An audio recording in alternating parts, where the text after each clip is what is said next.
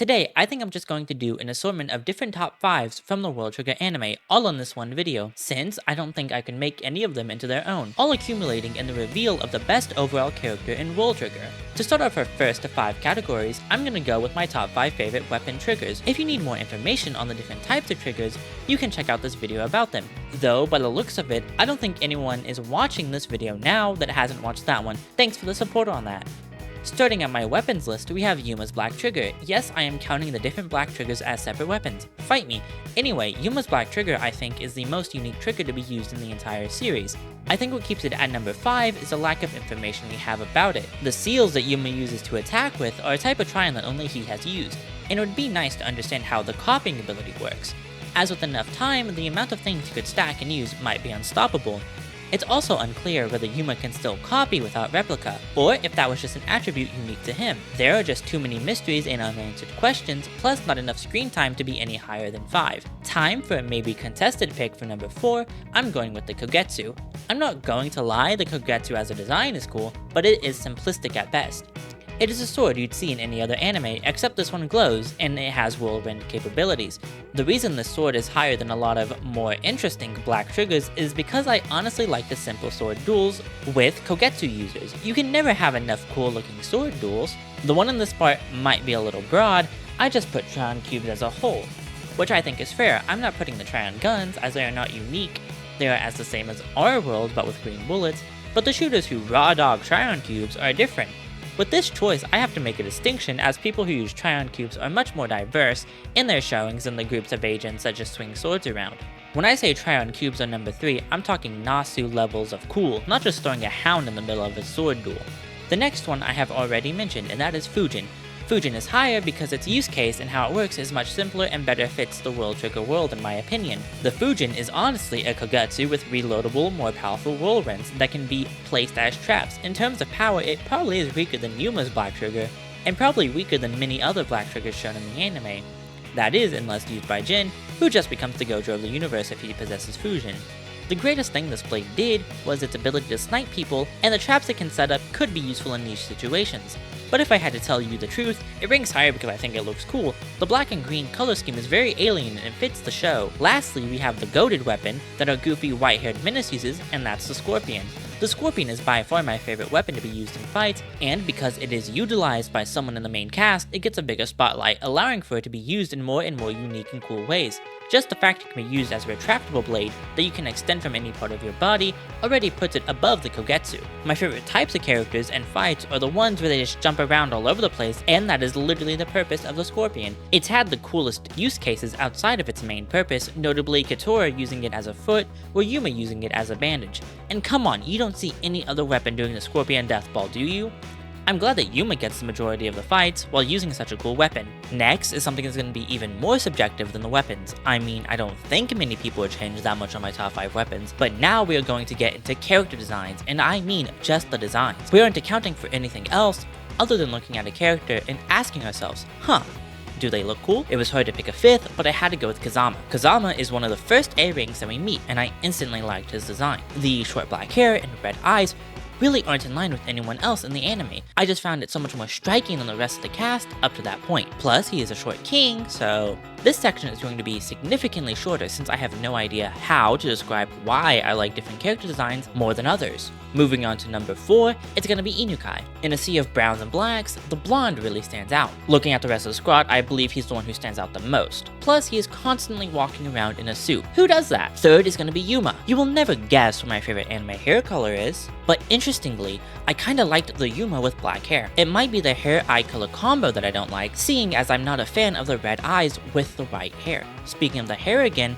that bowl cut just ain't it, chief. Still made it to number 3 though, so he can't complain. Number 2 might come as a shock, but it's gonna be Oki. Oki is one of the lesser shown characters in the anime, seeing as he doesn't appear until later in season 2. Oki is a harder one to explain. I mean, it does make a little sense to like his design, as he's one of the more attractive characters in the canon. I think the visor does a lot of heavy lifting. Without it, he looks a lot like Hiroshima. His team colors also work well with him. The red outfit with the black hair makes his design the best on his team, and you can't forget the beauty mark. Of course, number 1's gotta be Hughes. Blue-eyed, blonde hair, it's the tried and true combo. I also like how the intensity of the blonde is less saturated than Inukai's. which I think is a better look. The horns as well for when he isn't in his border disguise I think are also sick. I don't know man, I enjoy my characters being more upbeat as we will see in the next category, but the deadpan look he always has just works for him. As I just said, moving on from the superficial looks category, we are going into my top 5 favorite personalities. I like the smiley bubbly characters, and that will be reflected in the people I choose for this list. First up we have another person who may be unexpected, and that's Minamizawa. He is the other half of the No Brain Cells part of Ikoma Squad, the other being Ikoma himself. Mina is one to blindly jump into action on multiple occasions, loudly announcing how he made a mistake in combat. He is a user of the Grasshopper trigger, which is just my favorite thing that characters do in the show. Mina is just the type of energy you need on the team, and I hope we get to see more of him in the future. This next person is the only one out of the 4 who doesn't fit the bubbly type exactly, but still exhibits it in his own way, Inukai again. Inukai is a very hard character to read. His outward demeanor is very playful, but very clearly a facade of sorts. It's clear that with his more playboy attitude, he often says what he thinks people want to hear. This is most clearly shown in his relationship with Kakagura, since Kakagura's side effect allows him to feel the emotions directed toward him by someone as feelings on his skin. He especially dislikes Inukai, as the way he acts at face value isn't how he feels on the inside. Interestingly, Inukai is the only character given this type of label by Kakagura. Many different anime have a character like Inukai, the person who acts how people want him to face, but feels entirely different on the inside. The end result of most of these characters is that they were suffering from some sort of trauma and suppressing how they felt and acting how they think they ought to act. This would be an interesting direction to take Inukai's character, and that's why he is in this spot. But if the author does nothing with him, then he can maybe be moved out of the top 5. But hey, only time can tell. Midorikawa is unsurprisingly the next one on the list as a jovial fellow. Now, I know he was kind of a prick when he was first introduced, but after getting humbled, he became a nice character whenever he was on screen. I think his actions were understandable. His hesitation with Mikumo was one shared with many other agents at Border, and well, because he is one of the youngest members there, he doesn't have a concrete understanding of how to approach the situation. However, once he does get humbled, the relationship he develops with Yuma is one of the best in the show. Midorikawa is someone who is constantly looking up to people. Firstly Jin, and then Yuma. And the way he becomes like a younger brother to Yuma is something that Yuma needs, and the slight rivalry they have is great, because I need each of them to get better at Grasshopper. Following up is none other than Yuma himself. Understandably, Yuma was very reserved in the beginning, as he only had one mission, one in which, after he found out the truth, led to him nearly just giving up on living his life entirely. But that got turned around. When he's with friends like Mikumo, Chika, or Midorikawa, we too see that more childlike side of him that he didn't get to experience as a child soldier. This is also why he is such a cool character. Unlike Hughes, who is always stone-faced, Yuma does display his jolly side, but still can switch on his cold side in combat. Using Kagura as an example again, he is unable to read Yuma's attacks because Yuma attacks without thought, zero malice, just doing what needs to be done, and that side of him is always awesome to see in a fight. The most unique character in this video has finally come, and this is the only character in which this character can shine, and that is my boy Taichi. Taichi is just the definition of a silly, goofy character. Unlike all the other characters I've mentioned here, Taichi is nowhere near as skilled in anything. He is a low B-rank sniper, but that's not where his potential lies. He is the closest thing the anime has to a comic relief character. I cannot explain or describe to you why I like him so much, I just do, and you'll have to live with that. For the second to last category, we have my favorite fighting styles, or just how much I enjoy watching certain characters fight through the anime. Coming in for his second category, we have Oki. Oki might seem like an odd pick at first, seeing as there are many snipers throughout the series, but let me explain. I wanted to have at least one of each trigger. With the snipers, my favorite one is the Egret. Lightning is my least favorite design-wise, Ibis is far better, but because it is a lot bulkier, we really don't see characters move huge amounts while holding it. That's when the Egret comes into play. It has the most unique uses among the agents, from the double sniper loadout to, well, how Oki uses it. Oki is the definition of a mobile sniper. He uses the lightweight Egret in a combination with Grasshopper to be a mobile menace on the battlefield. So if I had to choose a sniper, it would indeed be Oki.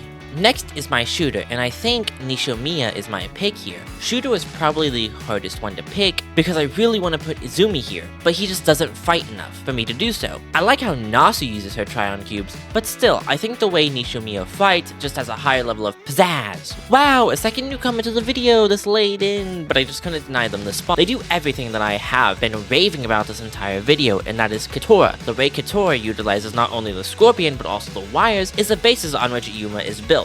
Wish to see her more in action in the future. But there's two that are not even close. They lap everyone else in this section by a mile. Firstly, we have Hughes. Similar to when Yuma locks in, Hughes is always locked in. His cold reading of his opponents and his strikes without mercy is mesmerizing to watch. Hughes is in one season and fights in 2 battles, but that was enough to fully boost him to this spot. Him and Yuma's teamwork is better than most squads who've been working at it for years. Not only that, he has one of the best moments in the entire anime. When you need this many people to jump you, that is a telltale sign you are him.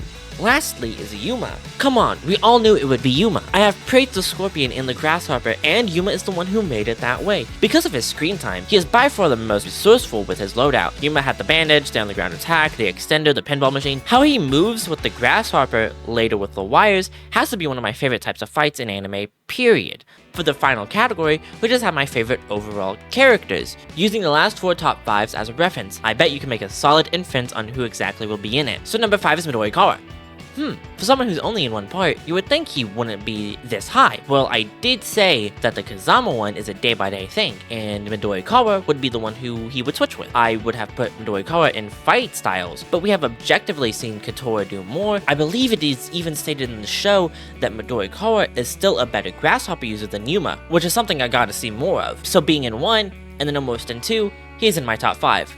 Number 4 is Inukai. I really don't know why I enjoyed him as much as I did, seeing as I didn't care for his squad all that much. But as I mentioned in the personality bit, I feel like the author could expand his character quite a bit, seeing as his squad is important to the story concerning the away mission. Number 3 is Oki. Oki grew on me more throughout the show, and has only done so more after because without spoiling, he has more spotlight in the manga, currently which only brings him higher in my ranks. Number 2 is Hughes. Talk about a strong entrance. He came in and did what he had to do. He looks cool, he fights cool, and just acts cool. What else could you ask for? Number 1, did I mislead you with the thumbnail? No, I didn't. It's Yuma. Listen, when you are the only character to be in every category, then there is a reason you are the poster child. While yes, Makumo is the main character, Yuma will always be the main character in my heart, and nothing better happened to him in the manga where I swear to the mother trigger. Anyway, that has been my top World Trigger things. Let me know what your top 5 favorite characters are in the comments below, and I'll see you next time.